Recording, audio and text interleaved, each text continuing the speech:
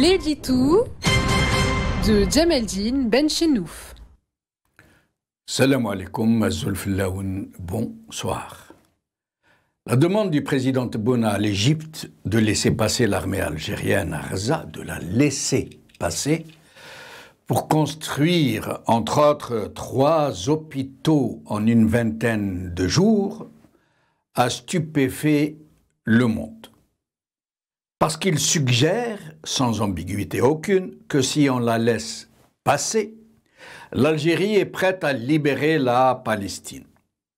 Il reprend à son compte cette demande incessante de la rue algérienne, mal informée sur la réalité du contexte, révoltée par le massacre qui est fait des Palestiniens. M. Tebboune, toujours leste à chatouiller la sensibilité de ces franges de la population, d'en abuser, a cru bon, une fois encore, se faire mousser gratis.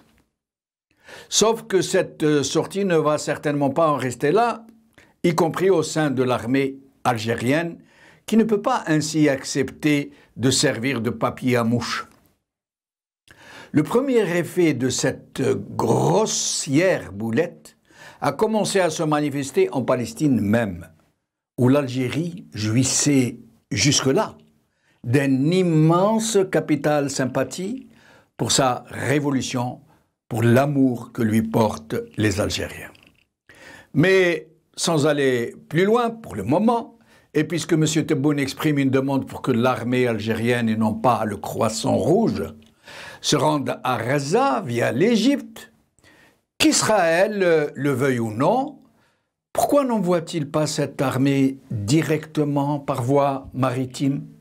Puisque Gaza a un accès sur la Méditerranée, puisque l'ANP n'a pas besoin de passer par l'Égypte, puisqu'elle dispose d'une flottille très bien équipée, nous dit-on, et en même temps, par voie aérienne, puisque la même ANP dispose d'escadres entières d'avions de guerre en tout genre.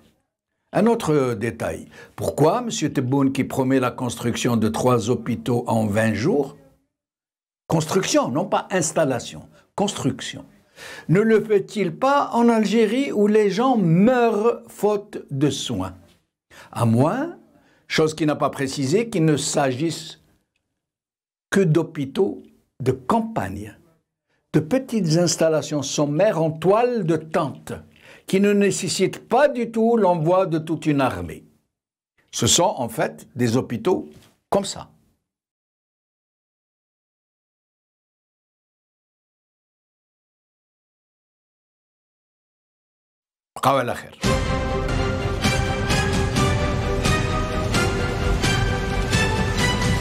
L'édito de Djemeldine Benchenouf.